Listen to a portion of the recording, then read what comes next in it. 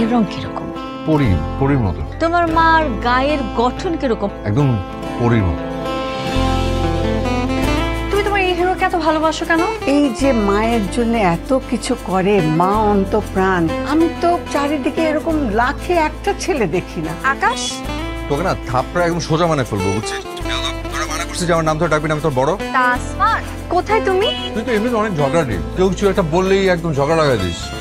আমি যে তোকে এত কিছু বলি, তুই কোনো রিয়াক্ট করিস না কেন? ওইটা তোমার জানা দরকার, তুমি বুঝো।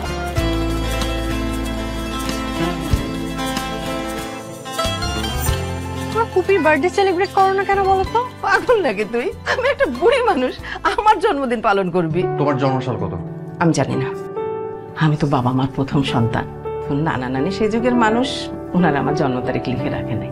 তাহলে তুমি তোমার মায়ের জন্মদিন পেলে কিভাবে? আজকে যে জন্মদিন, এটা আমি অনেক গবেষণা করে বের করেছি। তুমি ঘুম পাড়ানি, আমার এই দুটো হাত নিয়ে তুই সবসময় কিসের ঘ্রাণ শুকিস? তোমার ঘ্রাণ নেই মা, বুকটা ভরে ঘ্রাণটা নিলে বুকের ভেতরে সব কষ্ট, দুঃখ, বেদনা সবকিছু ভালো হয়ে যায়। সবচেয়ে দামি এত টেস্টি বিফ কার কাছে শিখলাম? এই যে রাধুনী রেডিমিক্স গরুর মাংসের মশলা, গরু রান্নায় গুরু হওয়া কোনো ব্যাপারই না।